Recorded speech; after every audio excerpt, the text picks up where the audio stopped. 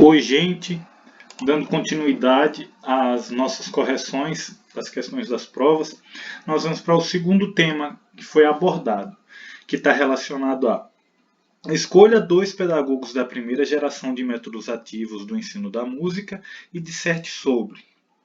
Ok.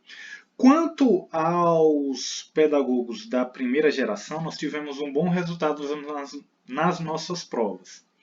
É tanto que a maior parte, todo mundo que escreveu sobre os dois autores ou quem escreveu sobre um, eu tentei considerar ao máximo, principalmente porque é uma grande quantidade de informações e geralmente tudo que o pessoal foi escrevendo, escreviam coisas que estavam mesmo relacionadas. E foi um bom sinal, principalmente porque nos seminários cada um falou apenas de um, né? Então eu coloquei dois justamente para ajudar quem fez o seminário e para que a pessoa pudesse demonstrar que estudou e que acompanhou os seminários dos colegas, falando também sobre outro pedagogo. Então, essa questão dos métodos ativos é um outro assunto que nós, professores de música, precisamos conhecer com profundidade e que, a princípio, nós devemos conhecer pelo menos superficialmente as características de cada um. Né? De uma maneira geral, o que nós precisamos conhecer e saber é que os métodos ativos eles vieram a proporcionar uma transformação no ensino da música, né? Porque como nós falamos, o ensino da música, de uma maneira geral, ele estava muito voltado apenas para o ensino das técnicas dos instrumentos. Né? A gente sabe que no século XIX, de 1800 até o final dos anos 1890 e alguma coisa, digamos assim, só para a gente se situar no tempo, né? Os, o ensino de música ele estava, como foi dito anteriormente, relacionado ao ensino de instrumentos, a virtuosidade, recém saindo do período romântico.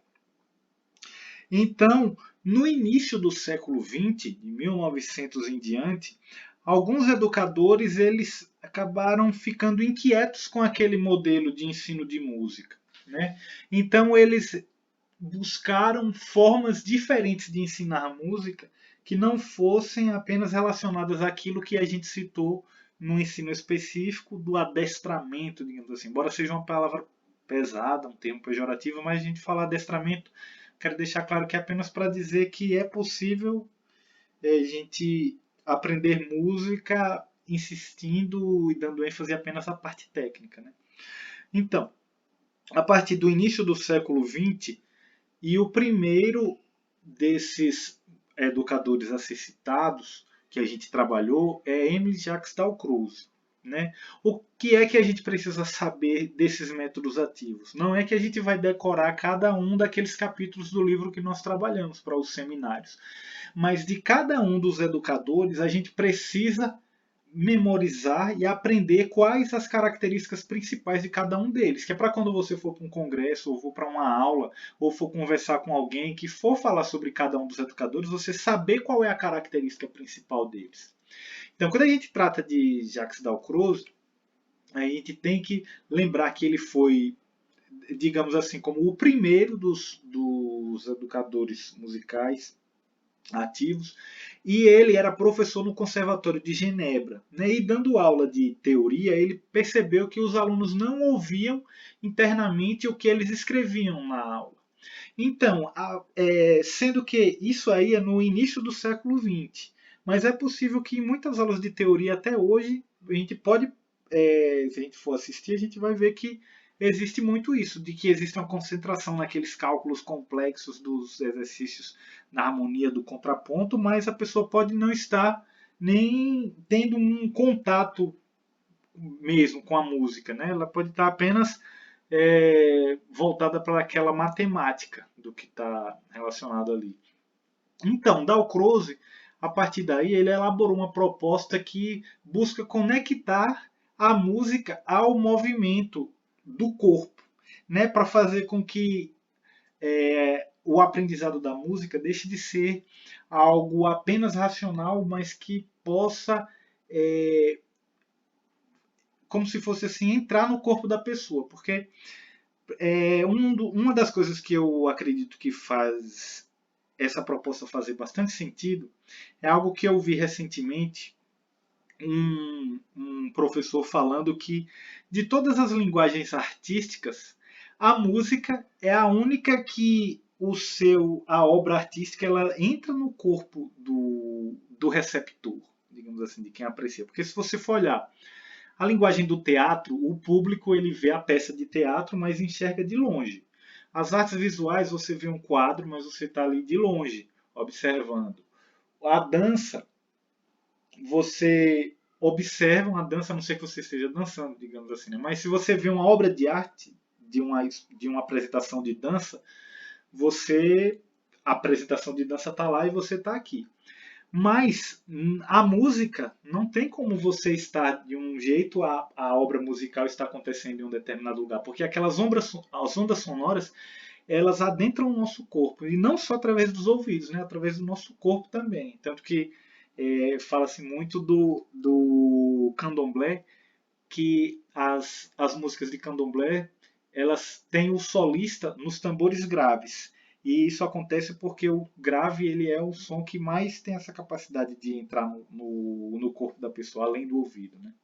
Então, isso é a característica principal do Dow Cruz, essa proposta que conecta o, o aprendizado da música ao movimento corporal. O segundo que a gente vai falar é o Edgar Willems. O Edgar Willems, de todos esses, é o que menos a gente consegue identificar essa característica marcante, assim, olha, o Dalcroze, o movimento, o off, o instrumental, não sei o que. O Willems é mais difícil da gente definir com uma frase mais curta, assim. É tanto que ele trabalhava muitas coisas relacionadas a isso, de relação entre os campos humanos, sensorial, afetivo, mental, aos elementos da música, a melodia, a harmonia. Mas a gente precisa se conscientizar que ele desenvolveu um método progressivo em que a prática acontece antes da teoria. A gente falou bastante a respeito de que tradicionalmente a teoria sempre vinha antes da prática. Eu falei a respeito do meu aprendizado lá na Filarmônica, que a gente tinha que passar não sei quantas lições de leitura, que eram um pouco baseadas no método Bona, para só depois pegar um instrumento.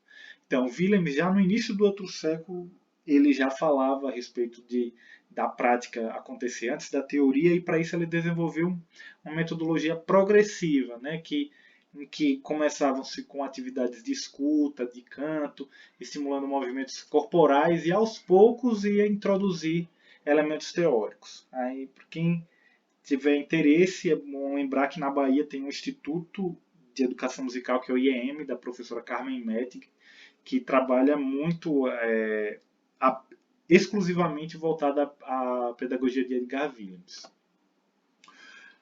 Posteriormente, agora nós vamos falar de Zoltán Kodály, que foi um educador húngaro, e quais foram as características principais.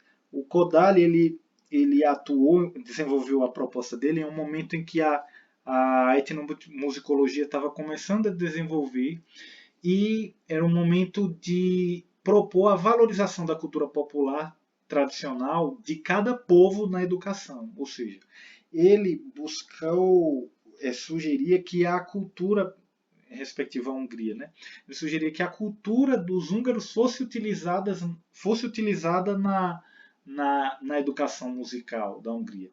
E nesse momento é interessante ressaltar que essas culturas que não fossem as europeias tradicionais, elas começaram a ser valorizadas não apenas de um ponto de vista de serem absorvidas pela música europeia. Ah, vou visitar um país para identificar aquela sonoridade e utilizar aqueles sons na minha música. Não, elas passaram a ser valorizadas dentro da sua própria importância. Né? E muito importante nessa metodologia do Kodály eram as atividades relacionadas ao canto. Foi nesse momento em que utilizou a questão da monossolfa, em que os colegas dos seminários falaram que quando associa um determinado gesto da mão, um determinado formato que a mão faz para relacionar uma altura, e tiveram até aquelas atividades bem interessantes que o pessoal realizou, né, na nossa sala. Karl Orff, de todos esses os pedagogos da primeira geração, o Karl Orff é um dos mais famosos, digamos assim, com relação ao fato de que ele não foi apenas um educador musical voltado a essas propostas da iniciação, né? Ele é um compositor também bastante famoso. A Carmina Burana é um trecho que, por mais que a pessoa não conheça o nome da Carmina Burana, não conheça o nome de Karl Orff, a maior parte das pessoas já escutou aquele temazinho da música, né, de Carmina Burana. Então, qual é a característica principal que a gente tem que saber do Karl Orff? É essa relação do que ele desenvolveu do instrumental dele, né? Não necessariamente o instrumental Orff se constitui de instrumentos que foram criados por ele, mas ele teve a grande ideia de adaptar os instrumentos que já existiam para essa proposta, né, de trabalho. E tanto tinha instrumentos de percussão de altura definida, instrumentos de altura indefinida, e adaptar isso para um contexto de iniciação. Né? Lembram que a gente falou sobre se expressar através da música, através de instrumentos que não necessitem de uma técnica muito elaborada para isso. E isso facilita principalmente para os diletantes, né? As pessoas que não necessariamente querem ser músicos profissionais. Já o Suzuki, ele era um japonês e que a proposta dele ele está muito voltada para o ensino de instrumento também, mas de uma maneira diferente do que era até o século XX. Ele falava bastante a respeito da pedagogia do talento, em que toda pessoa ela tinha o talento para aprender a tocar. E falava a respeito da observação que ele fez de como as crianças aprendem idiomas. Né? A gente tem conversado até a respeito de aprendizagem de idioma, porque a pessoa não aprende a gramática para depois aprender a falar. A criança ela vai, escuta, aprende a falar e depois é que ela vai aprender sobre os sinais gráficos que vão representar aquela linguagem. Então, na aprendizado da música, o Suzuki ele formulou o seu raciocínio principalmente voltado a isso, né? Essa questão da imitação, da repetição e da memorização. Porém, como disse, mais voltado para o aprendizado do instrumento. Então é isso, pessoal. Como eu disse, não é que a gente vá memorizar todo o livro com todo o capítulo, mas a gente precisa realmente conhecer as características principais de cada um dos educadores para que tanto a gente possa se situar nesse tema, como para quando a gente quiser utilizar alguma coisa nas nossas aulas. Né? Também a gente respeita cada educador que opta a fazer como quem, eu quero seguir só Williams, quero seguir só Suzuki, mas a gente precisa pelo menos saber do que se trata cada um deles. Né? Até mais, em breve a gente está voltando aí com as sugestões para as respostas da terceira questão.